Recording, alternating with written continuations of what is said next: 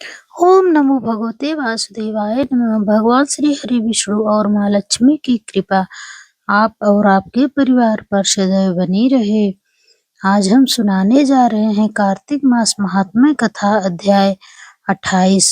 धर्मदत्त ने पूछा, मैंने सुना है कि जय और विजय भी भगवान विष्णु के द्वारपाल हैं। उन्होंने पूर्व जन्म में ऐसा कौन सा पुण्य किया था जिससे वे भगवान के समान रूप धारण करके वैकुंठ धाम के द्वारपाल हुए हैं। दोनों पार्षदों ने कहा, बह्याम ने पूर्वकाल में त्रिणबिंदु की कन्या देवहूति के गर्भ से देवर्षि कंदर्प की दृष्टिमात से 2 पुत्र हुए। उनमें से बड़े का नाम जय और छोटे का नाम विजय हुआ। पीछे उसी देवहूति के गर्भ से योग धर्म के जानने वाले भगवान कपिल उत्पन्न हुए। जय और विजय सदा भगवान की भक्ति में तत्पर रहते थे। वे नित्य अष्टाक्षर मंत्र का जप और वैष्णव व्रतों का पालन करते थे। एक समय राजा मरुत ने उन दोनों को अपने यज्ञ में बुलाया। वहां जय ब्रह्म बनाया और विजय आचार्य। उन्होंने यज्ञ की संपूर्ण विधि पूर्ण की। यज्ञ के अंत में अभृत स्थान के पश्चात राजा मरुत ने उन दोनों को बहुत धन दिया। धन देकर दोनों भाई अपने आश्रम पर गए। वहां उस धन का विभाग करते समय दोनों में परस्पर लाग डांट पैदा हो गई। जय ने कहा, इस धन को बराबर बराबर बांट लिया जाए। विजय का कहना था कि जिसको जो मिला है वह उसी के पास रहे। तब जय ने क्रोध में आकर लोभी विजय को शाप दिया कि तुम ग्रहण करके देते नहीं हो, इसलिए ग्राह अर्थात मगरमच्छ हो जाओ। जय के शाप को सुनकर विजय ने भी शाप दिया, तुमने मंद से भ्रांत होकर शापों दिया है, इसलिए तुम मानतंग अर्थात हाथी की योनि में जाओ। तत्पश्चात उन्होंने भगवान से शाप निवृत्ति के लिए प्रार्थना की। श्री भगवान ने कहा, तुम मेरे भक्त हो, तुम्हारा वचन कभी असत्य नहीं होगा। तुम दोनों अपने ही दिए हुए इन शापों को भोग कर फिर से मेरे धाम को प्राप्त होंगे। ऐसा कहकर भगवान विष्णु अंतर्ध्यान हो गए।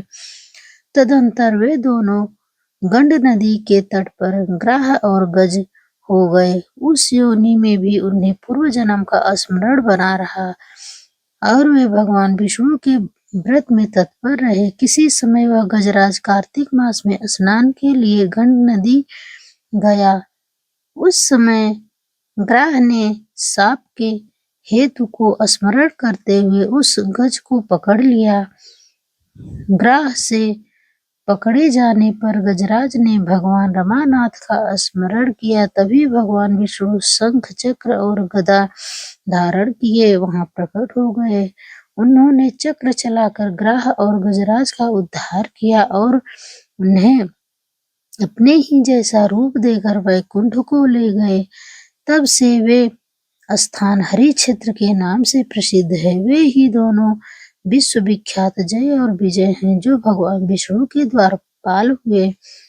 धर्मदत्त, तुम भी ईर्ष्या और द्वेष का त्याग करके सदैव भगवान के व्रत में स्थिर रहो। समदर्शी बनो। कार्तिक माघ और वैशाख के महीने में सदैव प्रातः काल स्नान करो। एकादशी व्रत के पालन में स्थिर रहो। तुलसी के बगीचे की रक्षा करते रहो। ऐसा करने से तुम भी शरीर का अंत होने पर भगवान विष्णु के परम पद को प्राप्त करोगे। भगवान विष्णु को संतुष्टि करने वाले तुम्हारे इस व्रत से बढ़कर न यज्ञ है, न दान और न तीर्थ ही है। विप्रवर, तुम धन्य हो, जिसके व्रत के आगे भाग का फल पाकर यह स्त्री हमारे द्वारा वैकुंठ में ले जाई जा रही है। नारद जी बोले, हे राजन, धर्मदत्त को इस प्रकार उपदेश देकर वे दोनों विमानचारी पार्षद उस कलहा के साथ वैकुंठ धाम को चले गए। धर्मदत्त जीवन पर भगवान की व्रत में स्थिर रहे और देहावास के बाद उन्होंने अपनी दोनों स्त्रियों के साथ वैकुंठ प्राप्त कर लिया। इस प्राचीन इतिहास को जो सुनता है और सुनाता है वह जगत गुरु भगवान की कृपा से उनका सानिध्य प्राप्त करने वाली उत्तम गति को प्राप्त करता है। धन्यवाद। कमेंट में श्री हरि विष्णु जरूर लिखना। चैनल पर नए हैं तो चैनल को सब्सक्राइब जरूर करना।